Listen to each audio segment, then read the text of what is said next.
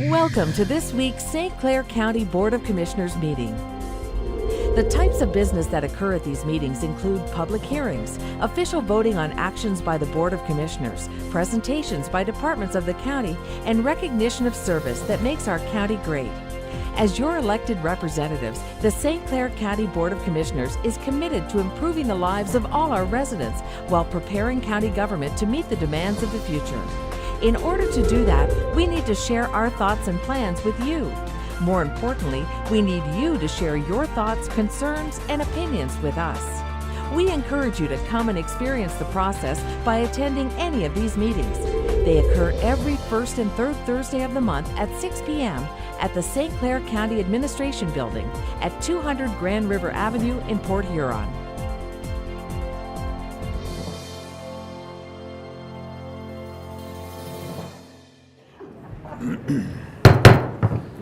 Good evening. Welcome to the St. Clair County Sheriff's Association. Oops, I'm sorry, that's the wrong meeting.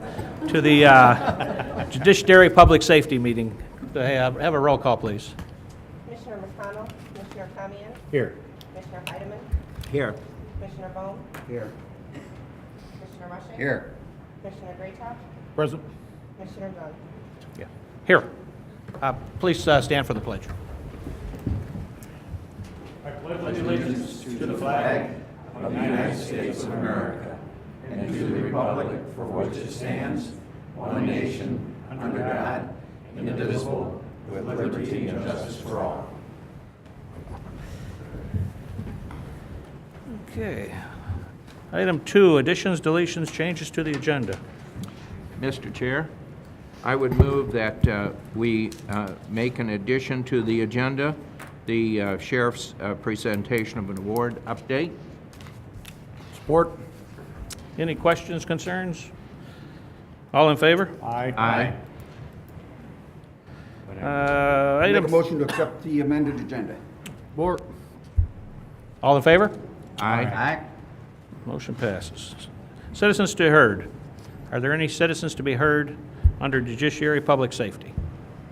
Seeing none, updates. Are there any updates from commissioners? That's the sheriff's. Okay. Sheriff, it's your floor.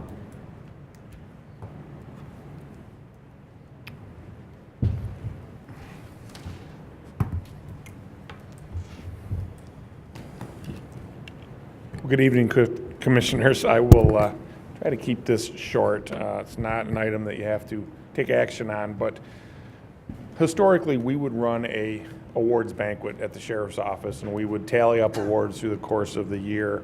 And you can imagine with almost 300 employees, we could have a lot of nominations, and it just became a bit of a logistical nightmare trying to get everybody there at once, considering we work around the clock. And then we would maybe skip a year and the numbers got bigger and bigger. Captain Paulus, when he came back to work with us, took it upon himself to start handing out these awards immediately after the actions took place. So we started that here just a couple months ago. Recently, we went to the Algonac City Council because 2 of our deputies that are assigned in contract in Algonac did some outstanding work, some life-saving work. We presented it to the Algonac City Council. They were very, very receptive. We then recently were at Fort Gratiot Township as well. We had township deputies that had done some heroic action, were recognized, as well as Port Huron Township. So we have a number of different places. We have recognized our deputies as well as some at roll call training when we find them and catch them all together. Tonight, we thought was a great opportunity because we were going to be here anyhow on a different matter later on the agenda. So with that, I will have Captain Paulus and then, Undersheriff Paulus. He was Captain Paulus once upon a time. and then Captain Bliss, who was Major Bliss once upon a time. So, Undersheriff. Thank you, Sheriff. Sheriff explained briefly, we have an awards committee that these awards, either a supervisor, sometimes a citizen will let the sheriff or I know that this type of incident occurred and it should be looked at. And we have a committee made up of union members and supervisors, and they recommend the award. And I'll explain in a minute how the first one I'm going to talk about, there's the reason why you have a committee, try to keep the integrity of the awards similar. You know, I noticed if you watch the news and that was your only view of police work, I've been a police officer for over 30 years, so if the only view of a police officer you got was watching the national news, you know, you have a really skewed view of what really goes on. And I really want to thank the board for letting us come tonight and recognize these employees, because I think it gives balance to that. We see on a daily basis what these officers do, and I'm sure after the incidents are read, you'll agree. We don't like to go backwards, as the sheriff explained. You know, these awards programs we used to do during Police Week in May, they got so overwhelming because the supervisor would send stuff up during the year, it would get put in a file, and then May would come up and other projects would come or other crises would come up, and it kind of got pushed to the side. So I offer an alternative when these incidents come up is let's do something right away. And within a week of my appointment, Curtis Penz, who was getting an award tonight, saved someone's life down in Algonac with an AED defibrillator. The one the sheriff mentioned in Fort Gratiot, Deputy Brent Old, on Christmas Eve, saved another gentleman's life using a defibrillator. And we did go backwards on a couple. Dave Wright was one of our deputies that was injured last January very severely trying to make an arrest, where the suspect went for a gun and stepped on his leg and severely broke his ankle. So that award we did go backwards. And I was approached shortly after I was appointed and said, you should really look into this one. And this is the first instance I'm going to explain. And when I pulled the report up, it was just amazing. And I said, there's no way I cannot recognize these two deputies. If we could have the three officers that are going to be, or the three deputies that are going to be presented, why don't you guys come on up here? Just, if you want to stand here while we go through the, explain what you guys did. The first two, we have Deputy Curtis Spence in the middle and Deputy Tim McNabb. And Tim was one of the deputies that got hired during my brief retirement, so I didn't know anything about him. And so my first experience was reading this police report where he did a real heroic action, and I'll get to that now. So Curtis and Tim will be receiving the department citation tonight. On October 28th, 2018, around 6:25 in the evening, it was a Sunday afternoon, Deputy Spence was on duty. Deputy McNabb was reporting for his night shift, and this was in the city of Algonac. A 911 call was received reporting a house fire next to the VFW hall. Both deputies arrived quickly and at the same time. There were neighbors trying to pull an air conditioning unit out of the wall of the house because there was flames coming from around this air conditioning unit. The deputies attempted to determine if anyone was inside the house. Deputy Spence ran around to the back of the house, and Deputy McNabb went into the front door. Both deputies were calling out, trying to get a response from anyone. The house was full of smoke at the time, and Deputy McNabb located a male victim on the floor unconscious in the kitchen. He yelled out. Deputy Spence came over. They started to pull this gentleman out through the kitchen, out towards the front door where Deputy McNabb had entered. Deputy McNabb became overcome with the smoke and had to get out, assisted by Deputy Spence. Once they got outside, the fire department had arrived, so Deputy Spence was able to get the fire department to go inside and guide them where the victim was, and they were able to pull the victim the rest of the way out. He was transported to the burn unit down at one of the Detroit hospitals. The unfortunate thing is after 12 days, he died from his injuries. And when I talked about the committee looked at that really, really hard because there's different opinions. People thought that, oh, they did save his life, and it was the determination of the committee that really wasn't life-saving. But the department citation is really the highest award that can be received in the department. So at this time, Sheriff Donald is going to present Deputy Curtis Spence and Deputy Tim McNabb with a department citation. These are the ribbons that wear on their uniforms. Ribbon, congratulations, Curtis. It's number 2 for you. Well done, Tim. Well, and your certificates are in here, which are kind of nice. That hang on the wall. And we have it in personal box. Great job, guys. And you have to stay there, too. You got to stay there for Now Captain Bliss is going to... Can I give you a round of applause?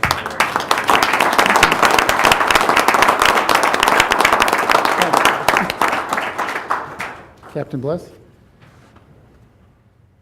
Thanks, Undersheriff. Next gentleman I'd like to introduce is Sergeant Don Fleming, to my right here. On January 11th, 2019, in the early hours, approximately 12:15 in the morning, Port Huron Police received a call of a despondent person that was going to jump off the Blue Water Bridge. The dispatch was able to ping his phone and find out that he was showing in the north area, in the area of the north span of the bridge between Grasset and Stone. The arriving officers found the caller up in the support beams. Port Huron Police had a crisis negotiator on scene, and at some point during that negotiation, in order for that, the gentleman requested sergeant from the jail, who happened to be Sergeant Don Fleming. They built a rapport. So, when people talk about things and the things that go on, some of the things that go on inside the jail, shows the compassion he had. Was able to build a rapport somewhere in their career. This is a gentleman that's been in and out of the jail numerous times, and so I'm sure Don, as a deputy and as a sergeant, had plenty of opportunities to interact with him. But Don, they called and asked. Don was on duty. Don was able to come up to the bridge, and be able to establish that rapport with him, talk to him to where he agreed to come down, so they were able to send the ladder truck up and remove him there. So I think from this you can find the way that people are treated. We treat them with respect in the jail, and so on and so forth. So it transcended out into the community. And so because of his actions, that we were able to save this gentleman from falling off the bridge. So Sheriff Dowland and the St. Clair County Sheriff's Office would like to recognize him with a certificate of merit.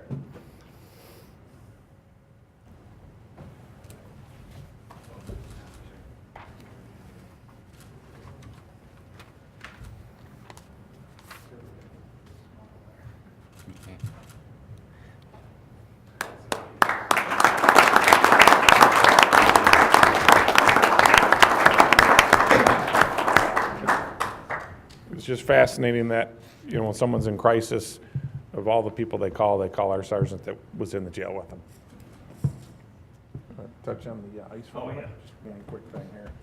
That's another thing that's really not on the agenda, have to do with the awards, but had to do with the ice inspection. We had just completed what they call a technical assistance review, which is a team that comes in following inspections and double checks to make sure that what we said we were going to do, and we planned in our uniform action plan, that we did take place from the other inspections and was corrected, or the plan is still in place to correct it, and they verify it through performance-based. So they spent the last 3 days in there going through all the components of that, and deemed that everything was fixed, but there's a couple items that's in the process of being fixed. So they also had a conference call with the home office in DC to report in. So basically we got a clean bill of health, and we're ready for the inspection, which comes in August. But I did bring a prop tonight, just because I know you've heard me talk about the ice inspection and the components and the standards in which we have to meet. And I've talked about how thick it is. This is the book I talk about. I just thought I'd let you see it. 2-side pages, duplex, 268 pages. So that's why it doesn't do it. They can't do an inspection in a half hour, a day, or barely get it done in 3 days with a team of 5. You can see why. Correct me if I'm wrong, is there 4 facilities in Michigan that? 4, and we have the Just highest 4, standard. We're the highest standard too. Yeah, and of the 4, we have to subscribe to the 2008 performance-based detention standards, where the other ones are on the 2003 national detention standards, which is far, far easier to comply with. Yeah, it's 83 sheriffs, 4 of yeah, us. no, So we're very, very proud. And most people that don't understand jails, and fortunately aren't in jails and have no concept of how they work, let alone federal inmates. And then ICE detainees that aren't even inmates. I could talk for hours and I'll get out of your hair here, but it's fascinating but amazing, and we couldn't be more proud. And it's our great staff that get that done, and we get praises from the wardens that come in here. But appreciate the time tonight, and thanks for letting us give these awards out. Deputies, shake our hands. Thank you. Nice job.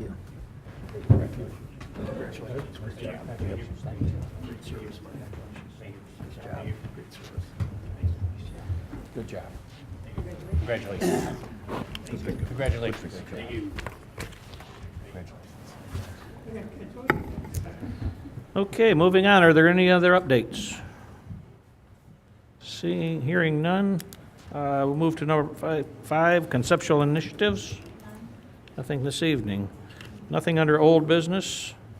We will move to new business. Item A, Sheriff Department's manning table action, school resource officer.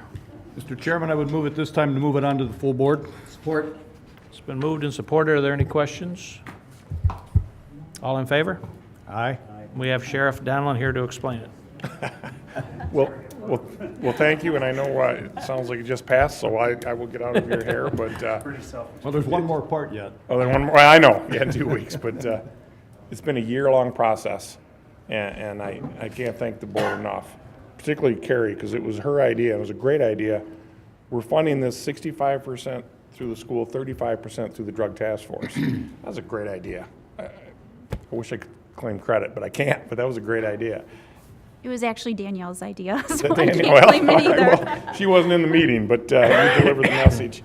And that way, it's almost a hybrid position. This deputy will be in the schools and then assigned to the narcotic unit in the summer.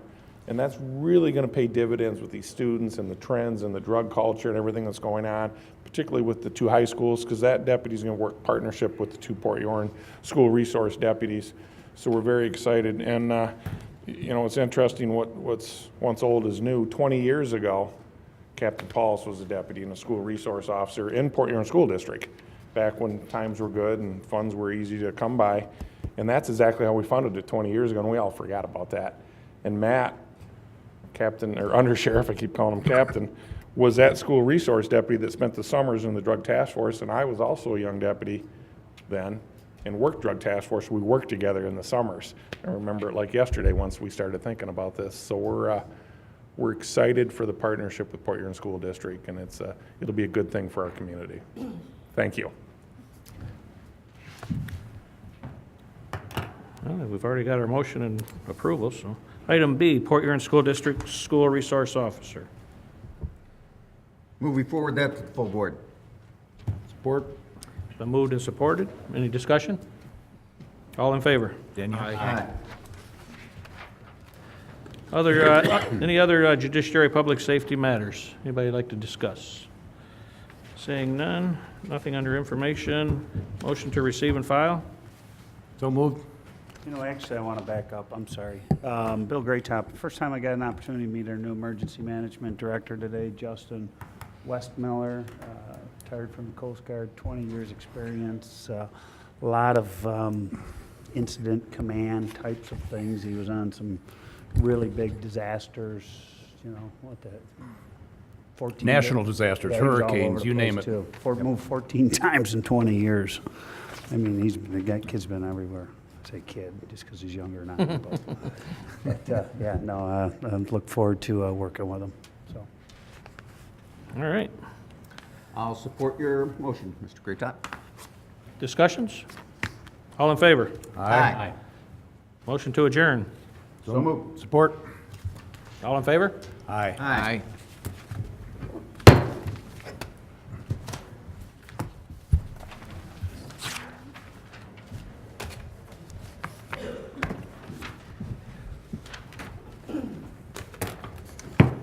I'd like to call this meeting of the Human Services Committee to order. Could we have the roll, please? Commissioner McConnell, Commissioner Heidemann, Here. Commissioner Bowe, Here. Commissioner Dunn, Here. Commissioner Rushing, Still here. Commissioner Graytop, Here. Commissioner Tamian. Here.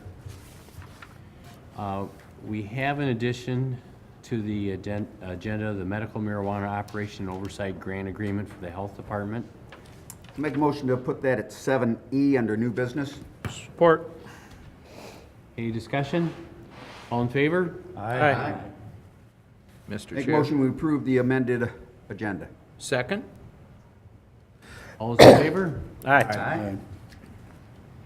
Now is the appointed time to hear any comments from citizens about human services matters. Is there anybody in the audience that has a human services matter or information they'd like to share with us? I don't have any cards.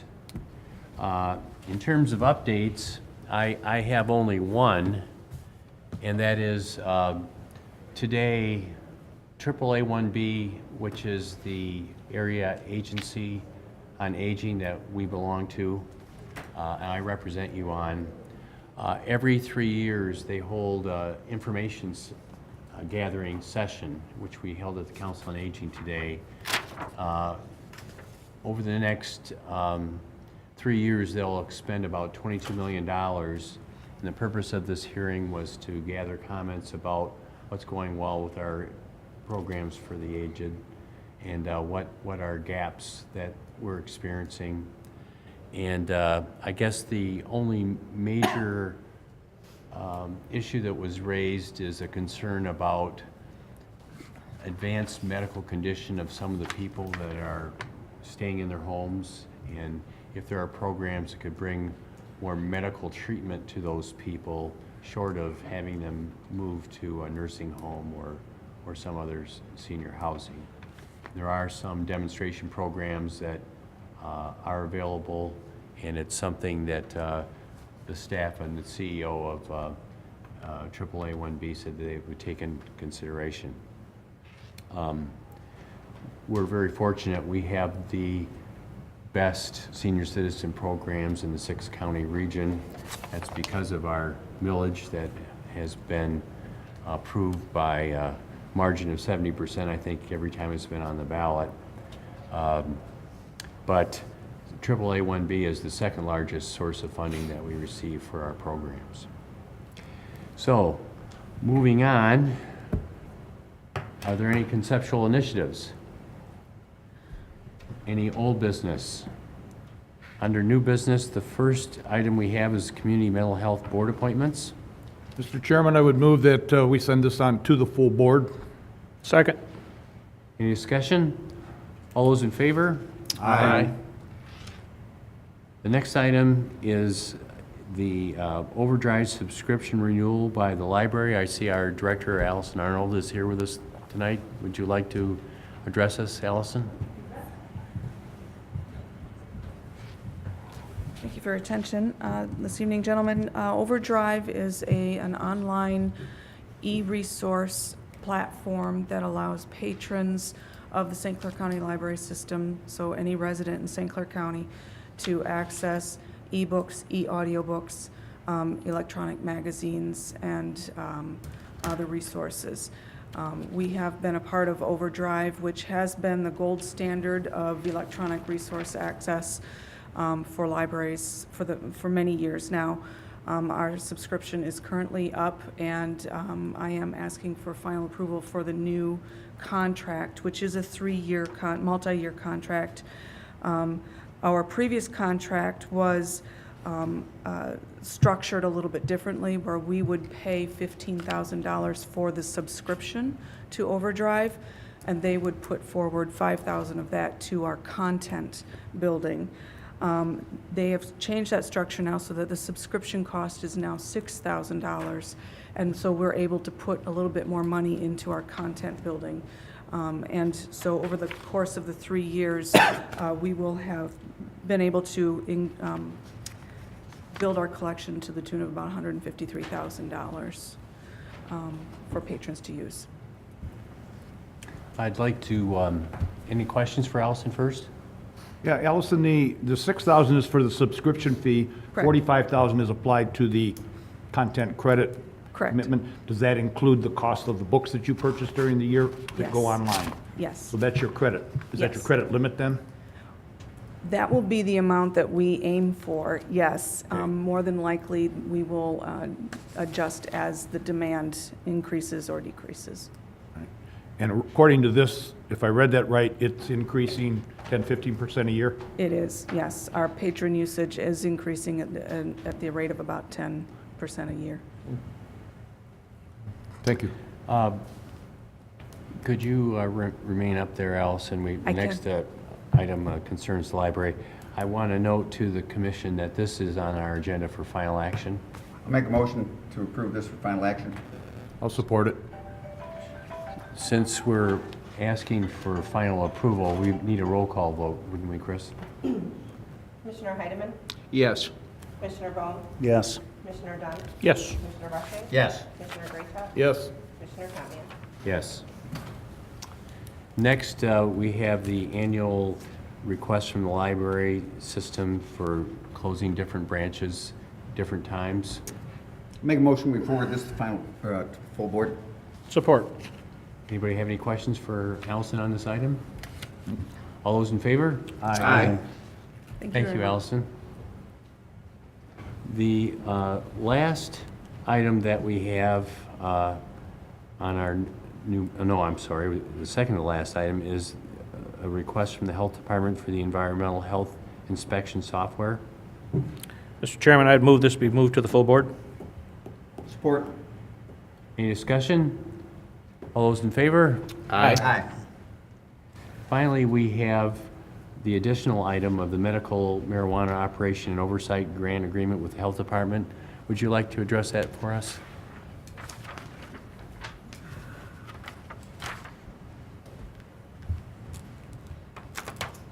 Good evening, gentlemen, ladies. So this is a grant that was previously provided to the county for the Sheriff's Department. With a change in laws, apparently, they preferred it to go to public health for education. It is specified for medical marijuana. However, we feel that there's a lot of overlap with the recreational marijuana needs, including we'll be dealing with or doing outreach and education about safe storage, use of pregnancy and breastfeeding, accidental poisonings, which we see in other states does increase with recreational use in infants and toddlers, and also safe driving and occupational concerns, youth prevention in general. So that will be the general purpose of this grant, and we are planning on partnering with regional counties for this, so that we have a consistent marketing message, and there is, of course, no match to this grant. So, and we're not adding any employees or adding any resources as a result. So it's a win-win. Thank you. I'm assuming since we don't have any townships or cities that have opted in, that would probably prompt a shift to the health department for a educational component versus if we had cities and municipalities that had opted in, those funds would have been used for monitoring perhaps, or, you know, whatever it may be. I believe the intention of these dollars are to provide community support for education. And since it was originally earmarked for the medical marijuana component and the law enforcement section, I'm not sure if this would be diverted to a township. I don't know if that would be the case. It's been an interesting issue. Yes. Lennox Township, which the supervisor's a personal friend of mine, they've actually opted in over there.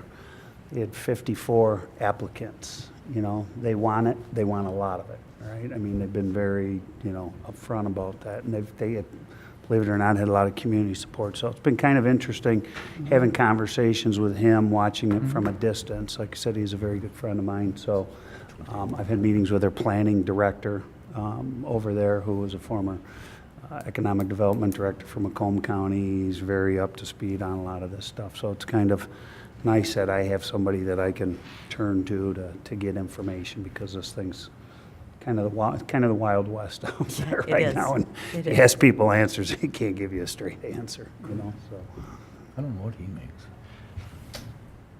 Any other questions or comments for Annette? Howard? Did you want this made for final action, because it is just a grant request?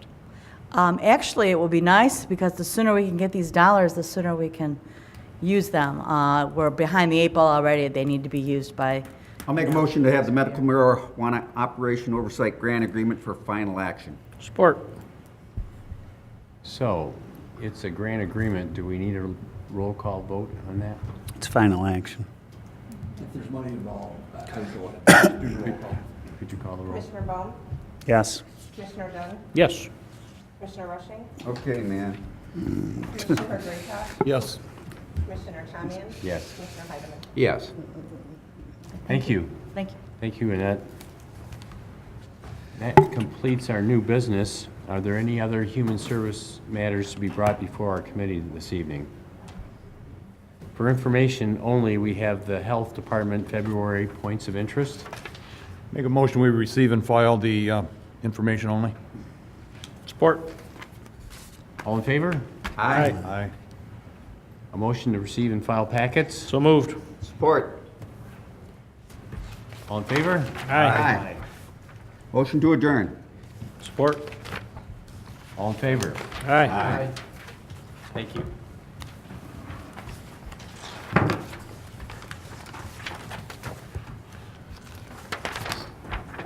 I'd like to call the St. Clair County Board of Commissioners Environmental and Public Works Committee meeting to order. Madam Clerk, would you take the roll? Commissioner McConnell, Commissioner Tamian, Here. Commissioner Bowman, Here. Commissioner Dunn, Here. Commissioner Rushing. Here. Commissioner Greathouse, Here. Commissioner Teichman. Here. First item on the agenda is the approval of the agenda, and we have an addition to the agenda, and that is the Brownfield Redevelopment Authority appointment. Mr. Chairman, I would move that item 2A become item 7C. Support. 7C. All in favor, say aye. Aye. I would entertain a motion to approve the agenda as amended. So moved. Support. It's been moved and supported. Any discussion? No discussion. All in favor, say aye. Aye. Opposed, nay. Motion carried. Next item is citizens to be heard regarding environmental and public works matters.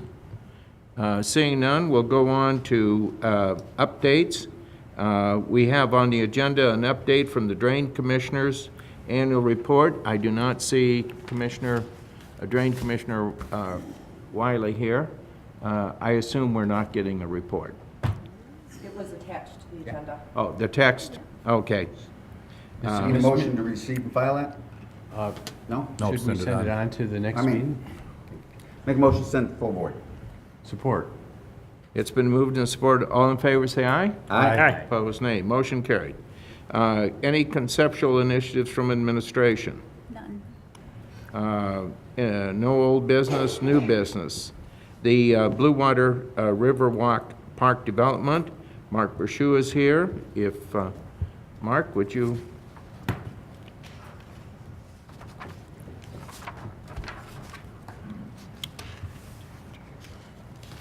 Good evening. We had originally hoped, schedule-wise, to have some bids in front of you today, or tonight, to consider for action. However, due to the Michigan winter weather, our environmental testing company that needed to do some soil sampling was delayed a couple weeks, and in order for bidding contractors to see that information prior to submitting the bids, we were forced to, we agreed to move the bid due date back, so it is due tomorrow at 2 o'clock. These are for bids to construct Phase 1 improvements for the Blue Water Riverwalk County Park that are funded by both a Michigan Natural Resources Trust Fund grant and a DNR Recreation Passport grant. Those projects, the grants, the two grants total $375,000 with the required local matches brings the projects to $505,000 as the target. So we will be opening bids tomorrow at 2 o'clock, and as soon as we get a bid tabulation, we'll send that out to you. So you have time to take a look at that and ask any questions prior to us coming back in 2 weeks and asking for final action. Time-wise, we really want to get this contract awarded while the contractors still have room in their projects for this construction season. So we feel it's important to kind of push the timeline to get this contract awarded. So does anybody have any questions? Yeah, I have two. Is this due to global freezing? We What's- couldn't get the work done, global freezing? Just too funny. The other is the bid. That's going to be pretty much in line with what you expected, so it really won't affect any final action that would potentially be not necessary. You're going to get those figures to us. Yeah, you'll see that hopefully no later than Monday. Traditionally, because we shoot for quality rather than skimping. We have traditionally gone over our target budget amounts, and I think the community's happy with the quality of what we build. So the target is 505,000. Due to some questions we've had, we expect the low bidder to be above 505,000, but you'll have that information and plenty of time to ask any questions. Park Commission is always in a position and willing to put more money towards the project to make sure it's done right. Commissioner Graytop. I assume that the match is in your budget. Yes. Okay. Actually, this was originally intended to be last year's project, and because of DNR approvals and such, we pushed, rather than rush to try to get it done late last year, we held it off for bidding this spring. Is this the first time, Mark, that you've used both the natural resources and the passport on one project? This is the first time we've ever received a recreation passport grant, and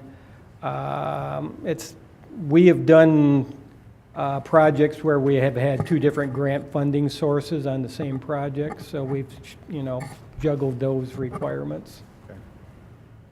How much is the total grants we're receiving? The two grants total $375,000. $375,000. So it's going to cost the county about $125,000? Yep, probably. Again, you never know until you open the bids.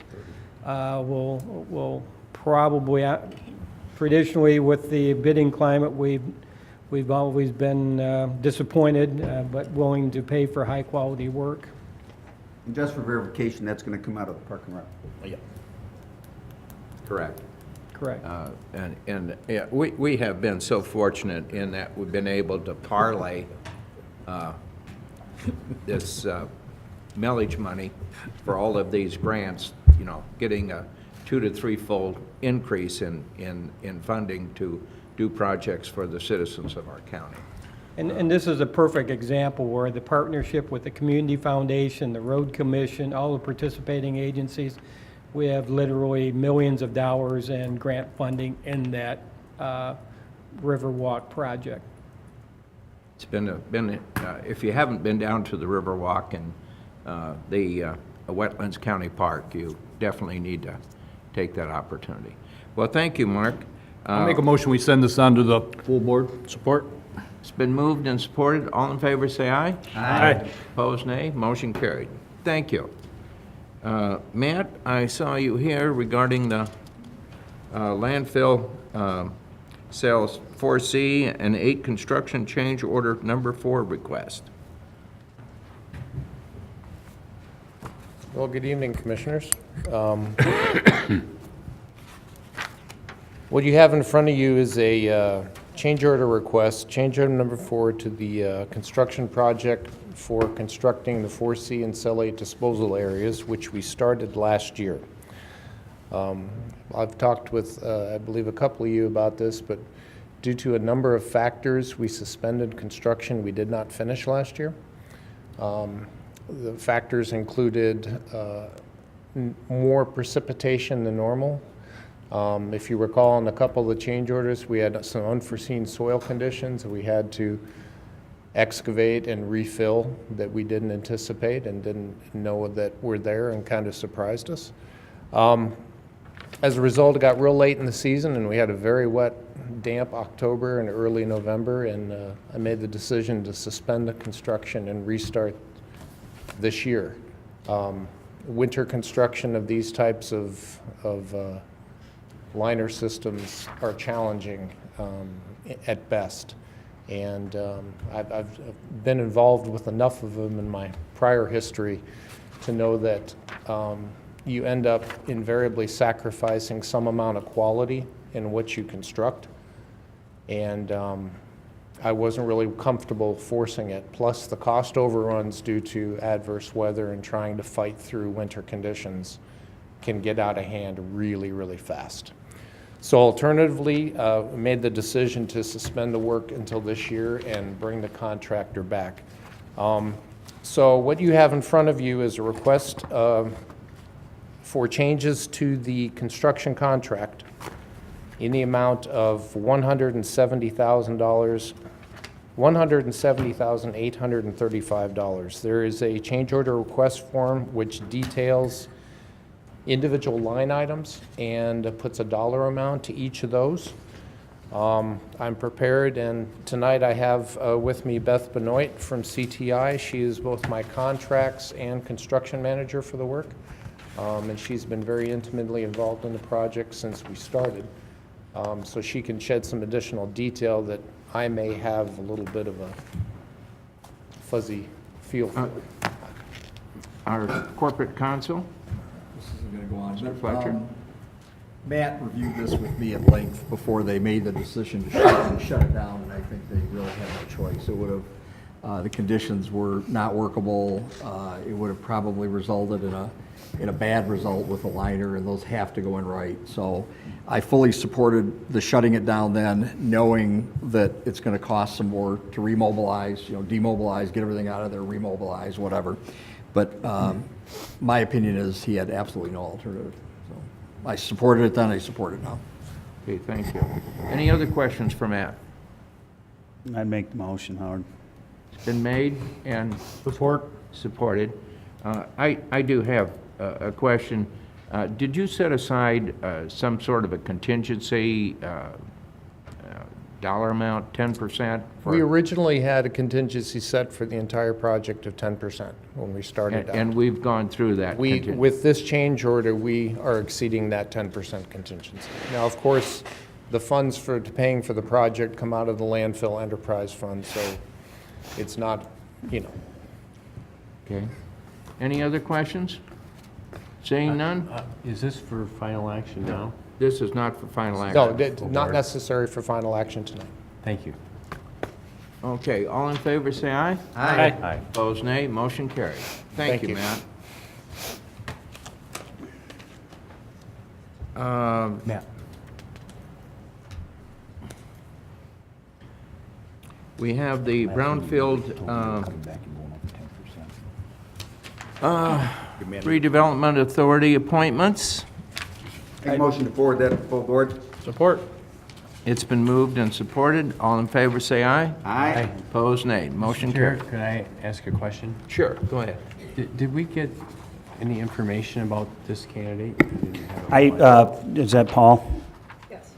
So Paul, I know him personally, sits on Paul's an engineer by trade, retired, sits on the DDA's and St. Clair Planning Commission.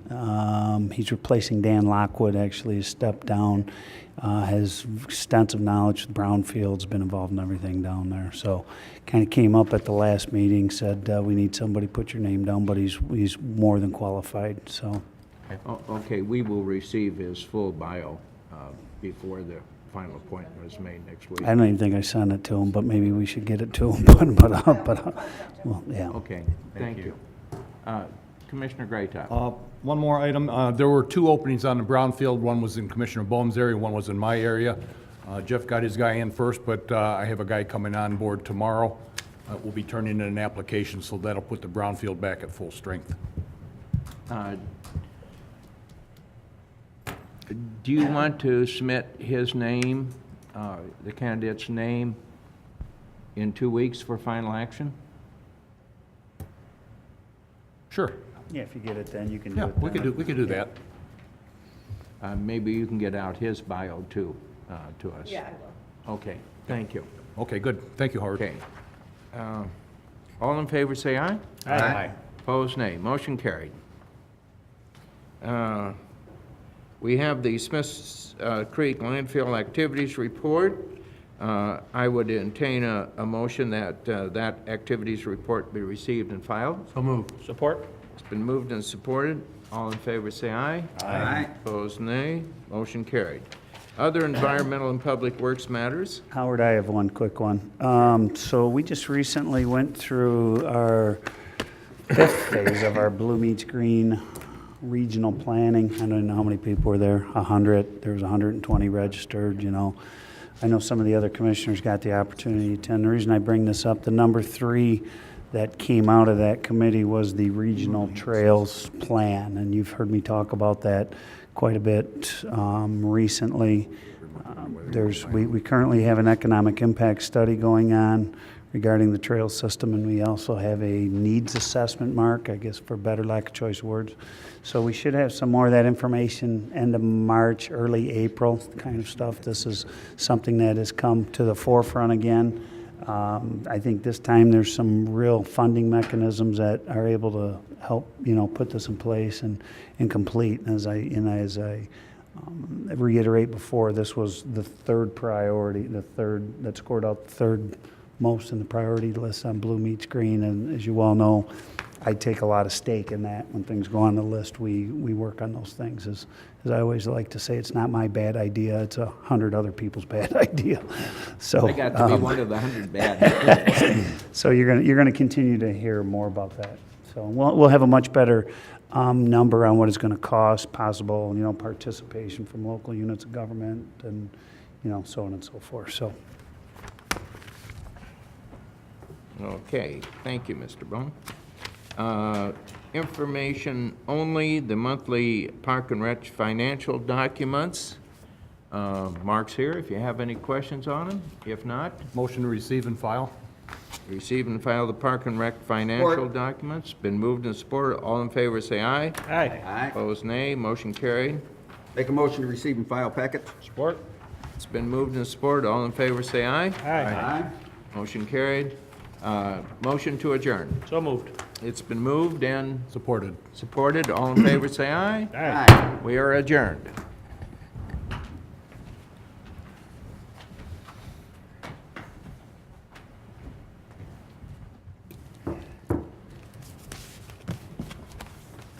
This time I'd like to call the Ways and Means Committee to order. Roll call, please. Commissioner McConnell, Commissioner Tamian, Here. Commissioner Heidemann, Here. Commissioner Bone, Here. Commissioner Dunn, Here. Commissioner Graytop, Here. Commissioner Rushing. Here. Item 2, motion for the agenda. So moved. Support. Any questions?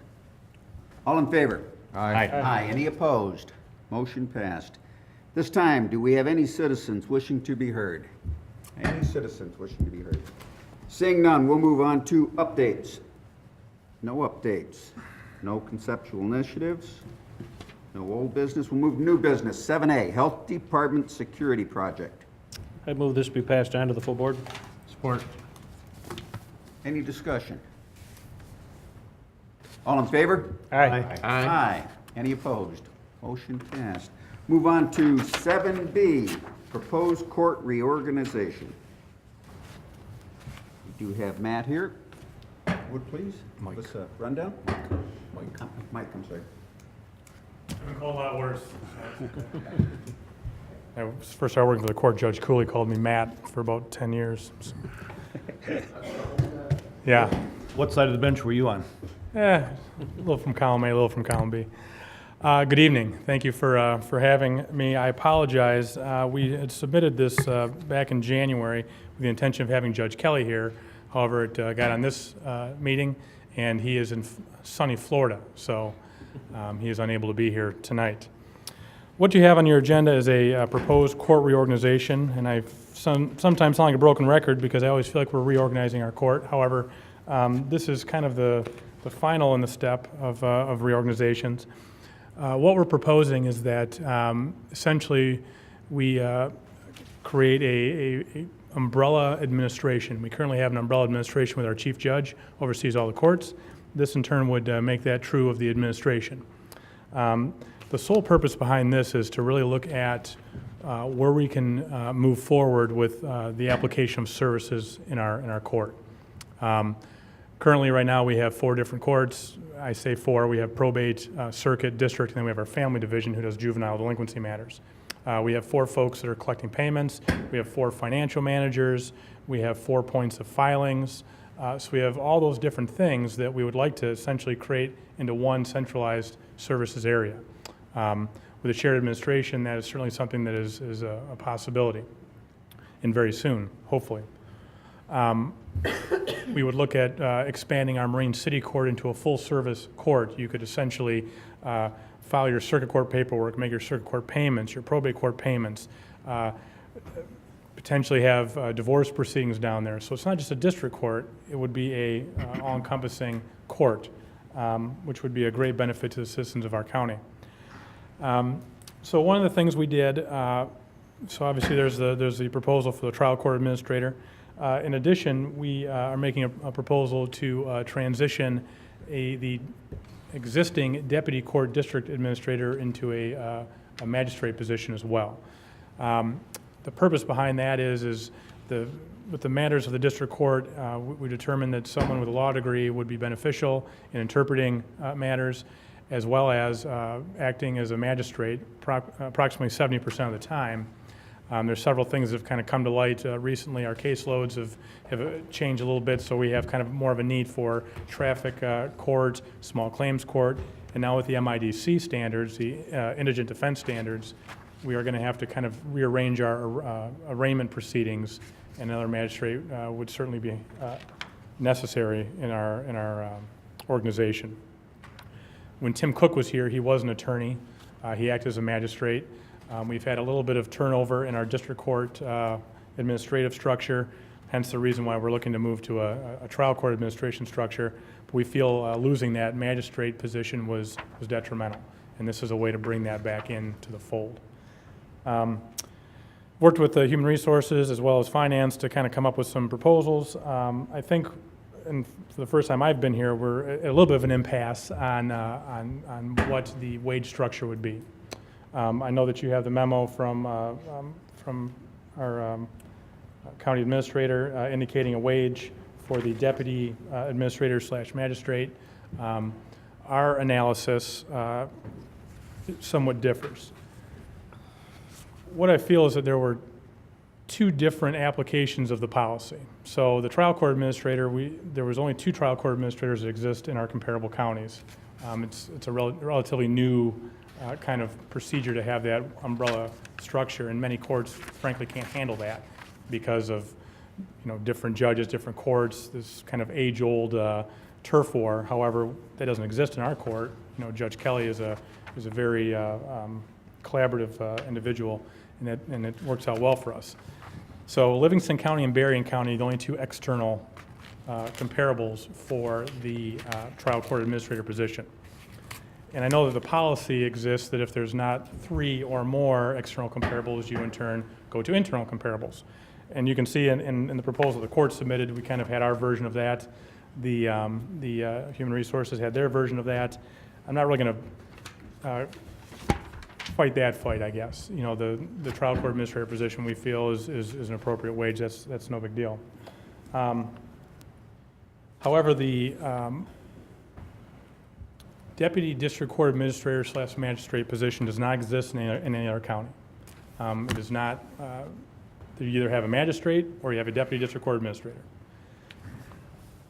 What HR did when they developed that position, or when they developed that survey, was that they took all the magistrates in the comparable counties and all the deputy court administrators in the comparable counties, added those together and divided by 2, and got the wage that we got. We don't feel it's necessarily a apples-to-apples comparison, because you're talking about magistrates who have no administrative capacity and then deputy court administrators who don't have any magistrate capacity. So what we did is we turned to the internal comparable, which was frankly the process that was used to develop the trial court administrator wage, because there wasn't even 1 or 2, there was none. So we looked at the internal comparables of administrative positions, and then administrative positions and then positions that require a law degree.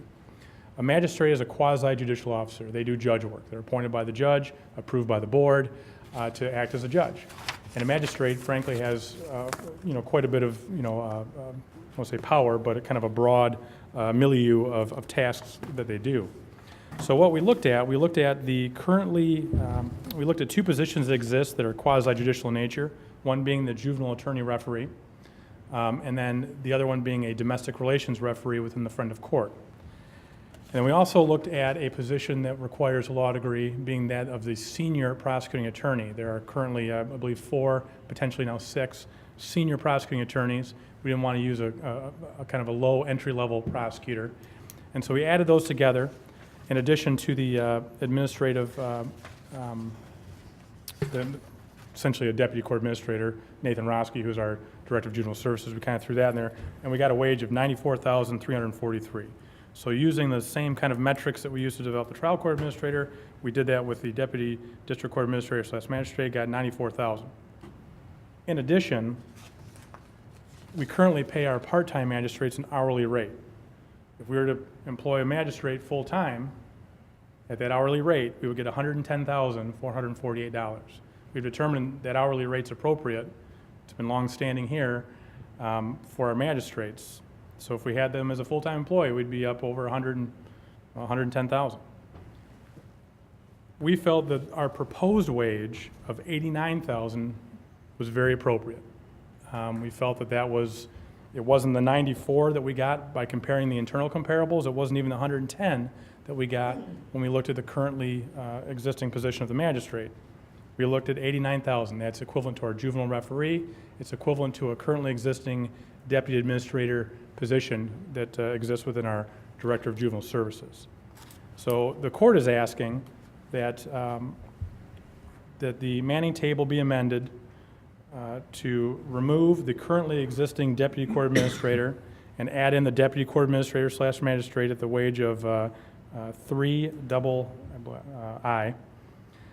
And while our original proposal for the trial court administrator was $4,K, we can certainly, because we are using the same comparable procedure in both positions, we will certainly request that the proposal be accepted at the $4,K position.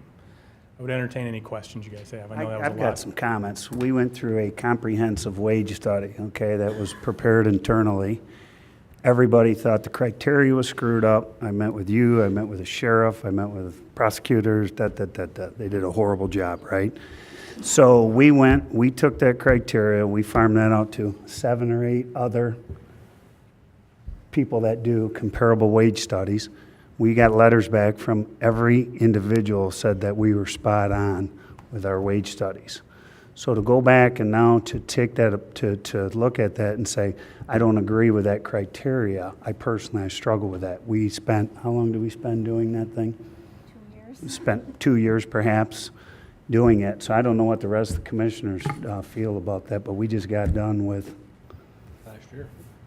huge deal. And there again, I get it. Nobody liked it in the beginning. We came back, then we came back to everybody and said, hey, who can we agree on? Yep, this is one that we need to take a look at, because there's only a handful of people that do these particular wage studies.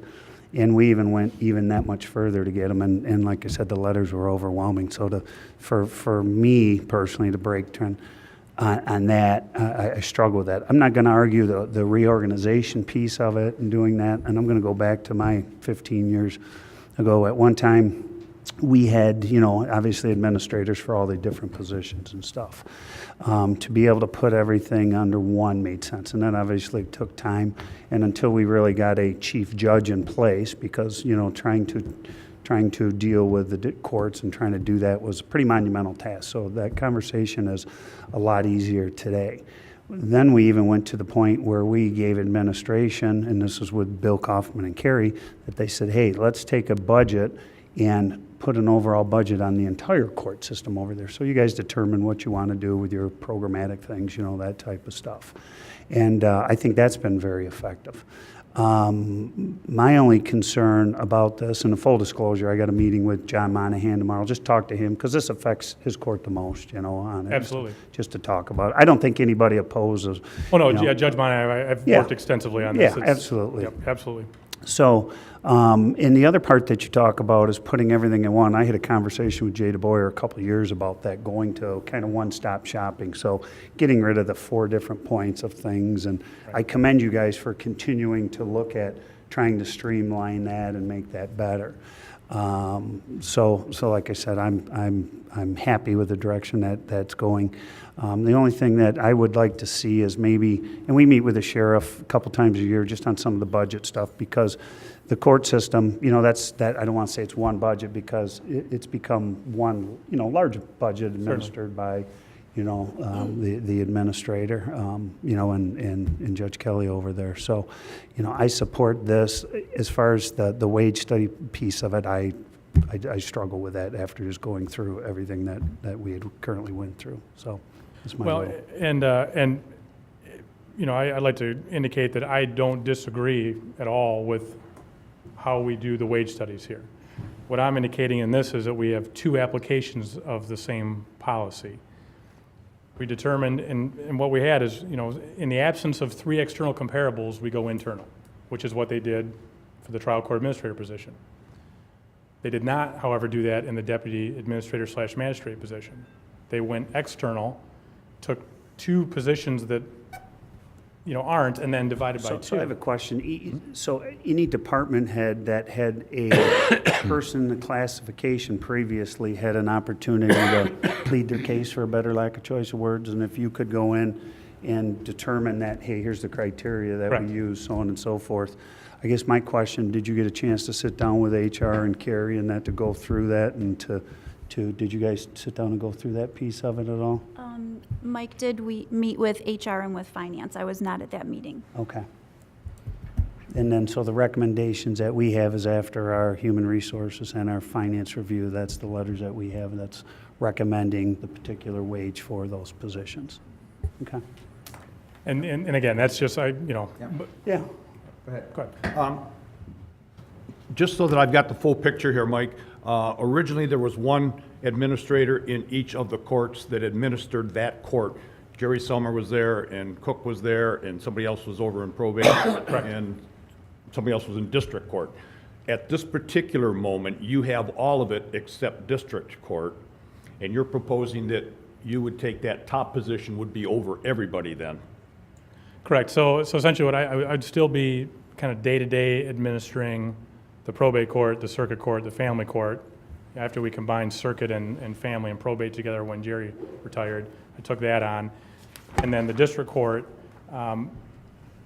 probably less of the day-to-day, but more of the policy procedure, budgeting, employment relations, interacting with the judges. So my question was going to be, with just, my understanding is that the judge just promoted somebody, Gerard? She's the interim district court administrator, correct? Yes. Interim? Yes. She getting paid full? She is currently paid as a district court administrator. Correct, yeah. So she will stay as a district court administrator, Correct. but report to you? Correct. Okay. Just so I understand it. Do you have any other questions? One more. On administration's proposal, it would cost the child care fund an additional $1,391. Do we have that in the child care fund? There would be an additional appropriation made to the child care fund to cover that. And we have, Yes. there's money there for that? Yes. Okay. Thank you. Be the devil's advocate, because currently we've got to work with who we have there. The current judge is Judge Kelly. And you're saying there was 3 total counties that do it this new way? Well, there's 3 that have that kind of umbrella trial court administration, correct? For the rest of the state, the other 80 counties are, like you stated, old school. I'm sorry, there's 3 in our comparable counties. Okay. There are, I'm going to venture to guess, probably a quarter to a third of the counties in the state have that structure. Because once Judge Kelly gone, somebody else is going to be there. And That's always the, that's same with always. yourself. Yep, that's the roll of the dice. However, the current atmosphere of our judiciary would not ever lead me to believe that collaborative attitude would not exist in the future with the change of a chief judge. And if the Manning table doesn't work out, correct me if I'm wrong, we can always change Manning tables at a later date. So if things, experiment tried and we go, oh, okay, so be it, Absolutely. I would at this time follow Commissioner Bohm's lead and make a motion that we send this on to the full board with administration's recommendation. Support. Any further discussion? All those in favor? Aye. Aye. Any opposed? Motion passed. Thank you. Thank you, Mike. Thanks, Mike. At this time, do we have any other Ways and Means Matters? Seeing none, information only. We have none. Can I have a motion to receive and file? So moved. Supported? All in favor? Aye. Any opposed? Motion passed. I have a motion to adjourn. So moved. Support. All in favor? Aye. Aye. We stand adjourned.